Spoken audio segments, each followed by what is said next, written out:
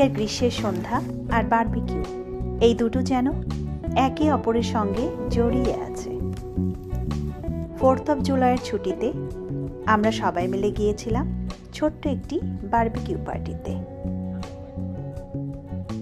খোলা আকাশের নিচে গ্রিলের গন্ধ, পরিবারের মতো কিছু মানুষের সঙ্গ আর অনেক আনন্দের মুহূর্ত। আজকের ভিডিওতে রইল সেই গল্প।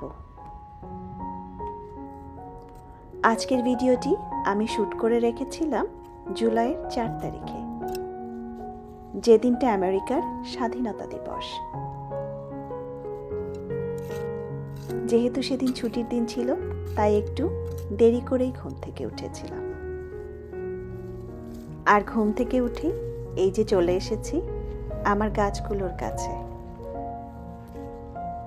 এখন যেন বাগানে একটু বেশি গাছ থাকে, বেশ অনেক রকমের গাছ লাগিয়েছি। তাই সকালে, বিকেলে কিংবা দিনের অন্য সময়েও গাছগুলোর একটু না একটু যত্ন নিতেই হয়।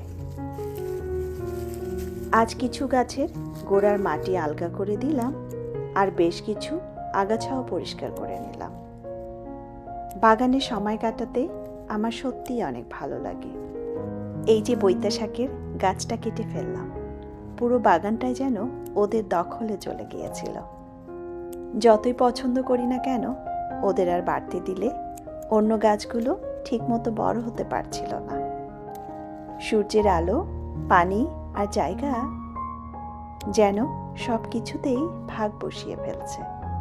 তাই মন না চাইলেও গাছগুলোকে যখনই পারছি তখনই কেটে ফেলছি, যাতে বাকি গাছগুলো ভালোভাবে বেড়ে উঠতে পারে।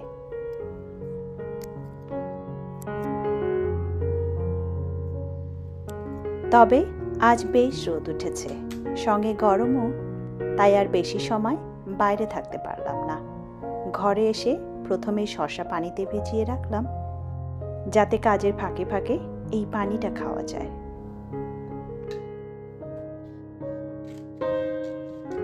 এরপর এই নতুন কেনা স্টোরেজ জারটায় কিছু ডাল ভরে রাখছি। জারটা কিনেছিলাম বেশ কয়েক মাস হয়ে গেল, কিন্তু ব্যবহার করা হচ্ছিল না।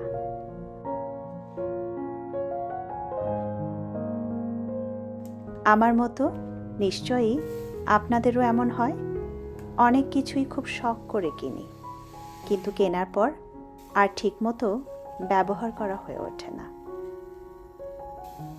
আসলে এখানকার কিছু কিছু স্টোরে গেলে এমন অনেক সুন্দর আর দরকারি জিনিস চোখে পড়ে, যেগুলো দেখলেই কিনতে ইচ্ছে করে। এই জারটাও ঠিক তেমনই একটা জিনিস ছিল। দেখতে যেমন সুন্দর, আর ব্যবহার করতেও মনে হচ্ছে তেমনই সুবিধাজনক হবে।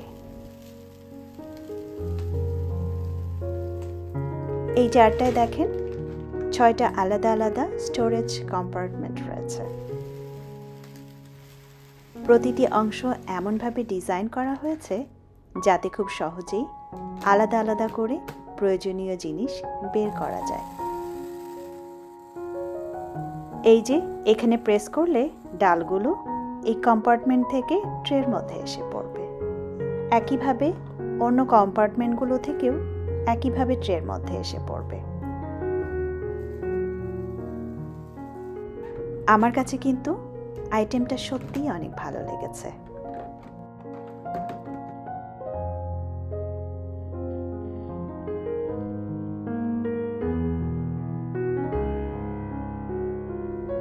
এখন এখানে দিনের সময় অনেক বড় হয়ে গেছে।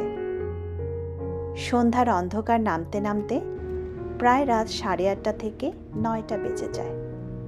বছরের এই সময়টাই আমার কাছে আমেরিকার সবচেয়ে সুন্দর সময়গুলোর একটি। দীর্ঘ সময় আলো থাকার কারণে মানুষ কাজের পরও পরিবারের সঙ্গে বাইরে সময় কাটাতে পারে। রাস্তাঘাট, পার্ক, খেলার মাঠ, প্রায় সব জায়গাতেই মানুষের ভিড় দেখা যায়। কেউ হাঁটছেন, কেউ ব্যায়াম করছেন, কেউ আবার পরিবার বা বন্ধুদের নিয়ে পিকনিক কিংবা বারবিকিউ উপভোগ করছেন। চারপাশে এক অন্যরকম প্রাণচাঞ্চল্য আর উৎসবের আবহ তৈরি হয়। যা দেখতে সত্যি ভালো লাগে। তো আজ বিকেলে আমার এক বান্ধবীর বাসায় ছোটখাটো একটা বারবিকিউ পার্টির আয়োজন করা হয়েছে। তাই বিকেলে আমরা সবাই মিলে চলে এসেছি ওদের বাসায়। আসলে আমার বান্ধবী আর তার পরিবারের সবাই মিলেই প্রায়ই ছোটখাটো বিভিন্ন আয়োজন করে। সবাইকে নিয়ে সময় কাটানো, একসঙ্গে বসে গল্প করা আর সুন্দর সুন্দর কিছু মুহূর্ত তৈরি করা, এসব তারা ভীষণ পছন্দ করে। তবে ব্যস্ততার কারণে সবসময় আমাদের আর আশা হয়ে ওঠে না। আজ যেহেতু ছুটির দিন ছিল আর রাস্তায়ও তেমন একটা ট্রাফিকও ছিল না, তাই খুব অল্প সময়ের মধ্যেই আমরা চলে এসেছি। মজার বিষয় হলো পার্টির প্রায় সব প্রস্তুতিই ওরা আগেই করে রেখেছিল। আমি শুধু এসে এই তরমুজটা কাটছি।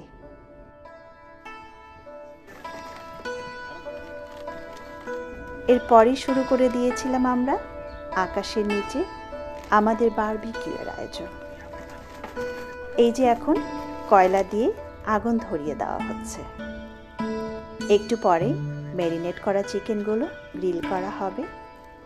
পাশাপাশি হটডগ বানানোর জন্য সসেসগুলো গ্রিল করা হবে।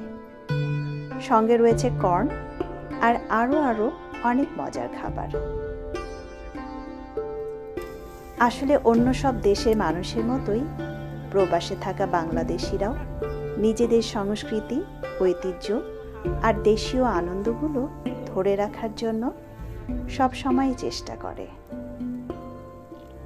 এই যেমন ধরুন ঈদ, পহেলা বৈশাখ কিংবা বিভিন্ন পারিবারিক অনুষ্ঠান, সব কিছুই আমরা যতটা সম্ভব একসঙ্গে উদযাপন করার চেষ্টা করি। তবে একই সঙ্গে আমরা যে দেশে বসবাস করছি সেই দেশের সুন্দর সংস্কৃতি আর উৎসবগুলোকেও আপন করে নেওয়ারও চেষ্টা করি। কারণ প্রবাস জীবন শুধু নতুন দেশে থাকা নয়, বরং নতুন সংস্কৃতির সঙ্গে নিজের সংস্কৃতির সুন্দর একটা মেলবন্ধন তৈরি করা। আসলে এই ছোট ছোট আয়োজনগুলোর মধ্যেই লুকিয়ে থাকে অনেক বড় আনন্দ। ব্যস্ত জীবনের মাঝে একটু বিরতি নেওয়া, প্রিয় মানুষদের সঙ্গে বসে গল্প করা, একসঙ্গে খাওয়া দাওয়া করা আর হাসি খুশি কিছু মুহূর্ত কাটানো, এই সবই কিন্তু জীবনের সবচেয়ে সুন্দর স্মৃতি হয়ে থাকবে। আজকে আমাদের বারবিকিউ পার্টিটা আমরা সবাই মিলে ভীষণভাবে এনজয় করছি। সবাই গল্প করছে, কেউ রান্না করছে, কেউ আবার খেলার আপডেট দেখছে। মোট কথা ছোট্ট এই আয়োজনটি হয়ে উঠেছিল অসাধারণ একটি সন্ধ্যা। আর তার মধ্যে আমার বান্ধবীর হাতের বানানো চা একদম যেন দেশি স্বাদ। প্রবাস জীবনে অনেক সময় পরিবার, আত্মীয় স্বজন আর দেশের পরিচিত পরিবেশ থেকে দূরে থাকতে হয়। তাই এমন ছোট ছোট মিলন মেলাগুলো আমাদের মনে করিয়ে দেয় ভালোবাসার মানুষগুলো পাশে থাকলে পৃথিবীর যে কোনো জায়গায় নিজের বাড়ির মতো মনে হয়। এই মুহূর্তগুলো হয়তো খুব সাধারণ, কিন্তু এগুলোই একসময় সবচেয়ে মূল্যবান স্মৃতি হয়ে যায়। অনেকদিন পর এভাবে সবাই মিলে বসে গল্প করা, হাসি আনন্দ ভাগাভাগি করা আর একসঙ্গে সময় কাটিয়ে সত্যিই খুব ভালো লাগছিল। এমন মুহূর্তগুলোই প্রবাসের ব্যস্ত জীবনে নতুন করে একটা শক্তি আর ভালো লাগা এনে দেয়।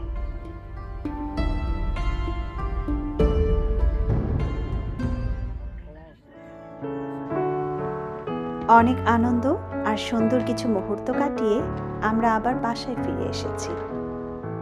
চারপাশের আকাশ রঙিন হয়ে উঠেছে একের পর এক আতশবাজির আলোয়। দূর থেকে সেই সুন্দর দৃশ্য দেখতে দেখতে মনে হচ্ছিল সত্যি জীবনের কিছু মুহূর্ত কত সহজ অথচ কত সুন্দর। মাঝে মাঝে মনে হয় যদি জীবনের প্রতিটা দিনই এমন হাসি, আনন্দ আর ভালোবাসায় ভরে থাকত, যদি মানুষ ব্যস্ততার মাঝেও এভাবেই একটু সময় বের করে প্রিয়জনদের সঙ্গে সুন্দর কিছু স্মৃতি তৈরি করতে পারত, তাহলে হয়তো জীবনটা আরো অনেক বেশি সুন্দর হয়ে উঠত। জীবন সবসময় একরকম থাকে না। সুখ, দুঃখ, ব্যস্ততা আর নানা দায়িত্ব নিয়েই আমাদের পথ চলা। কিন্তু এই ছোট ছোট আনন্দের মুহূর্তগুলোই আমাদের নতুন করে বাঁচার শক্তি দেয়। আজকের ভিডিওটি এখানেই শেষ করছি। আশা করি আপনাদের সবার ভালো লেগেছে। যদি ভালো লেগে থাকে তাহলে অবশ্যই একটি লাইক দেবেন, আপনাদের মতামত কমেন্টে জানাবেন। সবাই অনেক ভালো থাকবেন, সুস্থ থাকবেন। আবার দেখা হবে নতুন কোনো ভিডিওতে। শুভরাত্রি।